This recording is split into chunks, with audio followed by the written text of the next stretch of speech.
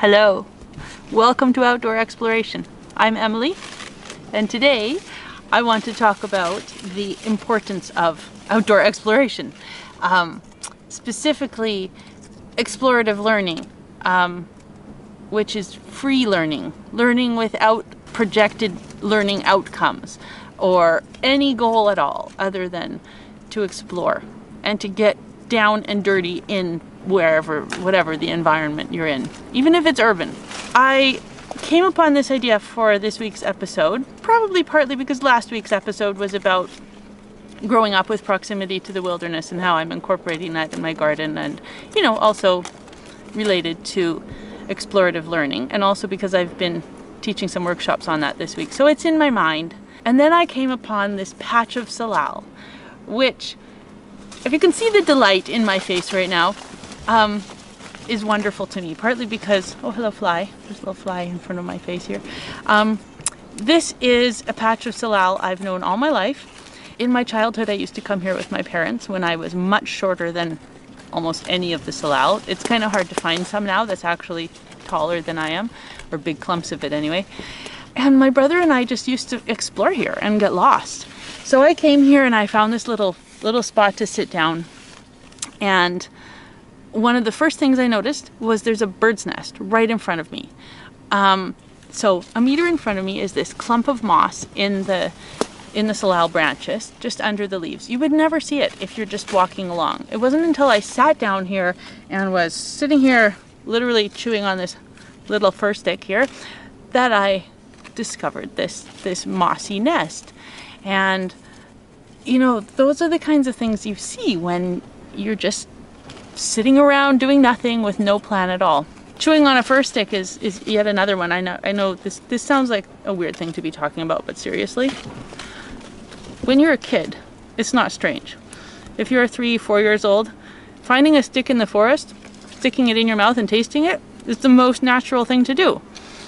And somehow, over the years, we lose the idea that that's cool, and we decide, oh, you don't just pick up anything. And I guess what happens is, as we approach adulthood, and then especially when we have kids or have responsibilities like teaching and leading other people, we begin to realize all the potential dangers. But kids don't have that. They're not aware that the stick could be poisonous, so they just taste it. And most of the time it's fine.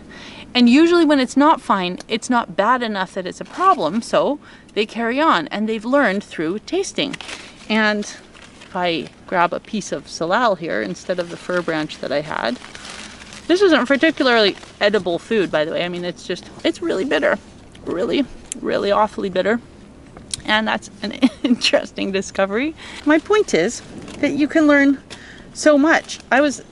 I maybe shouldn't show you this because I know you can't hear it, but I was playing with this a moment ago, and in my head this sounds like a jaw harp, which is a fabulous thing to play with. I've got all kinds of tones going on in my head. I know you don't hear it out there, but just imagine you're a kid sitting here picking away at some stick in his mouth. Oh look, it changes actually. Very high pitch, low. Oh, it's so low I can almost not hear it.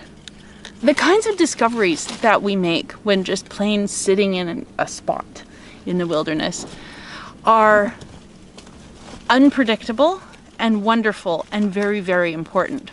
I thought today I would just take you through this particular little piece of forest that I explored many times as a child, and show you some interesting things. But I hope that these interesting things will inspire you to go out and just sit and explore, because it's very well known in education research, I guess, that the things we learn because we're engaged, because we're curious, because we have a question, an innate, personal, important question that gets answered, or that we discover through exploration, those things are the things we remember.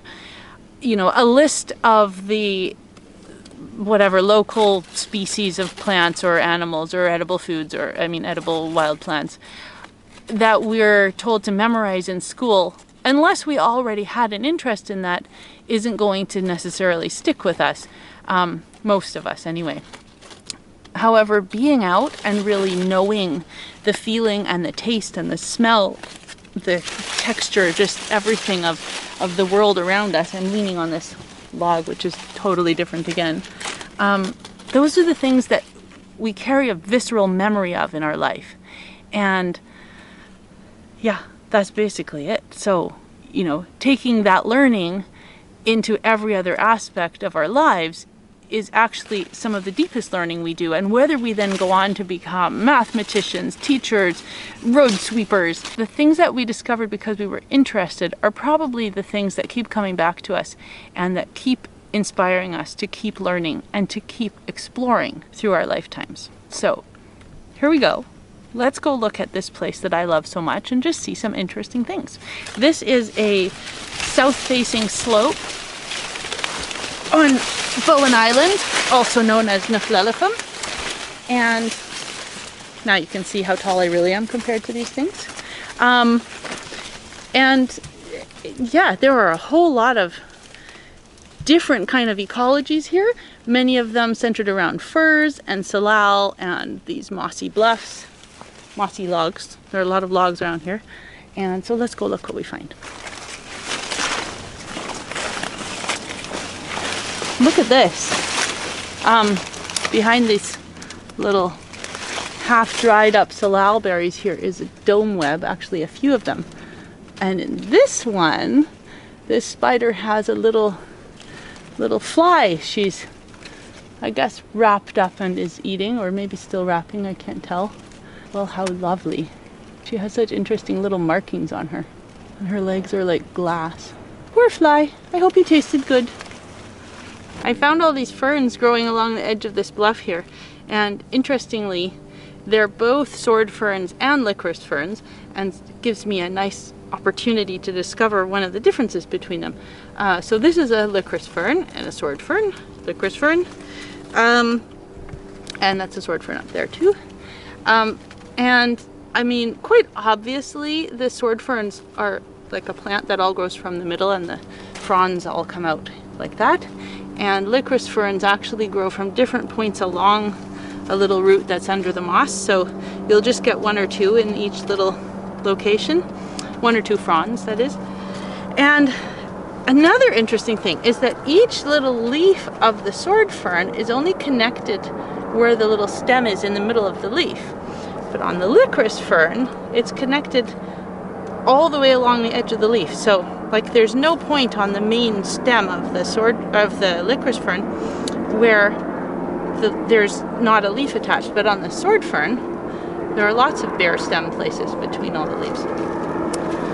And you know, speaking of when I was a kid, honestly, this is like the best for a snack, unless you're one of those people who doesn't like licorice. But yeah, so I'm gonna harvest a little bit just to show you because I love it so much. You don't want to rip the moss off because the moss in these sorts of places is, it's like a sponge that holds all the water and nutrients and all kinds of stuff on the bluffs.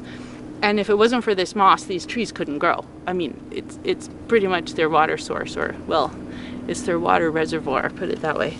So in order to harvest the roots of these, usually there's like a long root growing under the moss, and then the fronds come up somewhere, and well, they come up at the end, and then the root grows some more and it goes along and maybe gets some more fronds. So you want to feel along and find the growing end and take the little end off of that, because you know, if you break it here, that's where it's attached to all the other ones. And I feel here that the growing end is really tiny. I'm still going to break it off and bury that, make sure there's lots of moss still there. There were a couple growing ends, so I know it's going to keep growing. And there is my tiny, tiny little licorice root. And if I eat this, well, it tastes like licorice. It's quite strong and a little bit bitter, which is, I know now, is an adult caused by oxalic acid, which is in a lot of things as they're growing. It's also in spinach. It's the thing that makes your tongue tastes like it's shriveling up a little when you eat a lot of spinach. It's kind of astringent. So because this is the growing end, it has a lot of that. If you were to find a piece that had some older root on it, it would be less bitter, less of that oxalic acid flavor.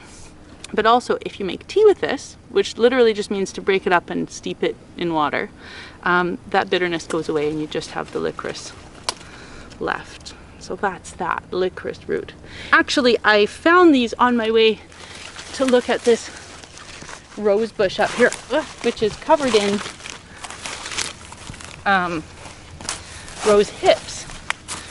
And it occurs to me to mention as I'm coming up how very fragile this kind of mossy bluff can be. I mean, it's really easy, especially in September, like now, to knock the moss off because it's so dry.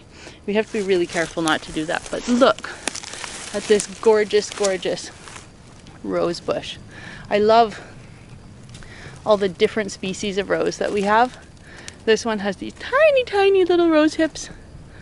Kind of orangey now. I think they get a little darker as the autumn progresses. But they're just so fabulous and dainty with all the little leaves and the thousands and thousands of tiny thorns, which, as you can see, are really not that vicious. You can easily grab them. But yeah, so nice. I love knowing that we have various species of wild rose here. At lots of places in the forest you find these massive, vast collections of fir cone or whatever cone pieces left by squirrels. And I just think it's really interesting to look at them up close, because you can see, well, first, when you look at it, they have these gorgeous little feathery things that stick out. And then each of these, you can see that feathery thing still on the back. So you can see how it used to be inside there, or a different cone, of course.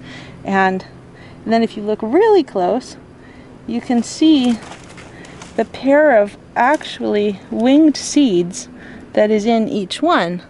And well, actually this has two holes where some beetle or squirrel or somebody has chewed them out.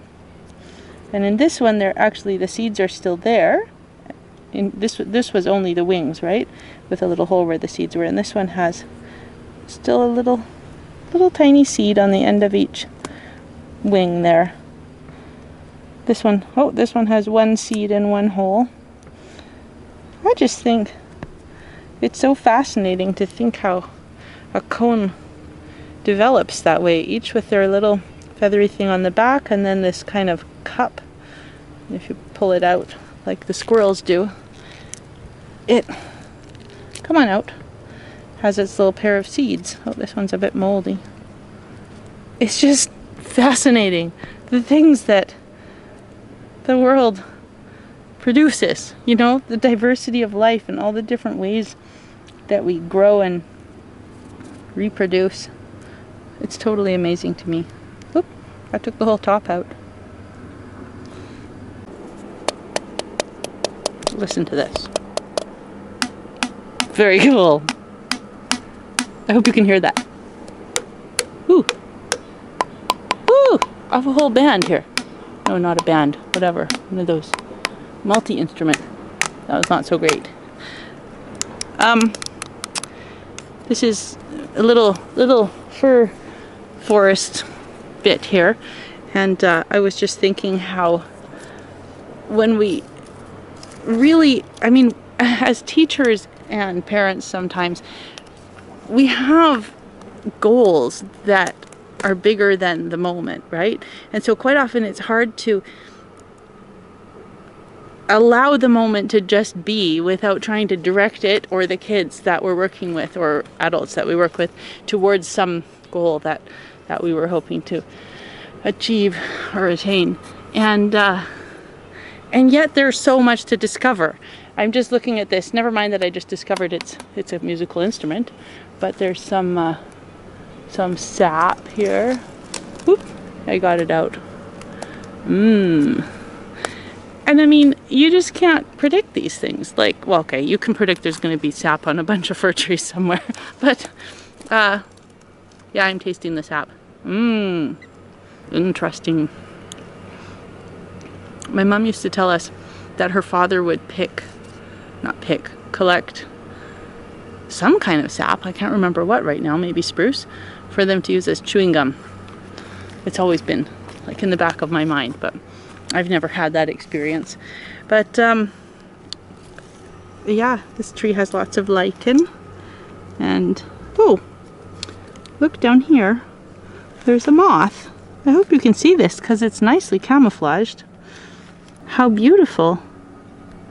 I think it can take us quite a while, and quite often a very big leap of faith as educators especially, to just allow the moment to be, and really especially to let ourselves be in that moment, because, you know, I mean, honestly, I do this all the time, and yet I'm still afraid of what people think of me if I'm smelling the tree, or do I look crazy? But it's important, you know, and I think if we can hold on to the skill that young children have of just exploring their environment, we can learn so much more, and so much more deeply as adults, and we can pass that on to children so much more deeply. I think one of the best things we can do is show our own enthusiasm. If I remember my maybe grade 2 or 3 science teacher, his name was Neil McAllister, and then he became my challenge teacher later. His excitement about simply showing us, you know, what happened when he put baking soda and vinegar together, and other little science experiments, it was amazing. He was a huge part of why I'm interested in science, because, and no, I didn't become a chemist or anything like that, but Mr. McAllister gave me this kind of idea that adults can have fun and adults can love what they're doing. Whether what he loved was the science or the teaching or both, I won't even know. I just know he was enjoying himself. He made me enjoy myself, and he made it okay for me to simply love being there. It wasn't about, could I remember and record and repeat what was happening to the baking soda and vinegar or whatever else. It was just about, look what's so cool, look at this, guys. And if I look at, you know, who has inspired my kids, funny enough, who comes to mind is another Neil deGrasse Tyson. Same thing. He's out there basically saying, whoa, look at this, that's so cool. That is the greatest gift we can give the kids that we work with or parent or love. What we can give each other as adults is to get out in the world and love it. So when it's dirty, when it's wet, you just have to suck it up and wear the right clothing. You know, be prepared to go back filthy. Be prepared to bring the filth into the classroom or the, you know, your house or your car, and just really immerse ourselves as educators, parents, or kids, whoever you are. I know I have a bunch of kids who watch this, so you can show your parents too. Be ready to get out there, get dirty, show everybody the wonderful things you find. It doesn't matter if you know what they're called. If I don't know what kind of tree this is, who cares? This is a tree I now know the texture of. I know it has this funny pimply bark and these different sounds of branches, depending what I hit them with probably. Sap, moths, lichen, all these tiny little bits of green lichen. There's so much about it, right? So many interesting textures. Everything we discover is amazing. You don't have to have someplace it's leading you right now. One day, if you loved it and you were interested, it will be, whoops, I broke this. It will be something that fed your life, something that fed your discoveries and your creativity. That's it. Excitement and wonder and discovery. That's what today was about. And I say with huge emphasis, happy exploring. See you next week.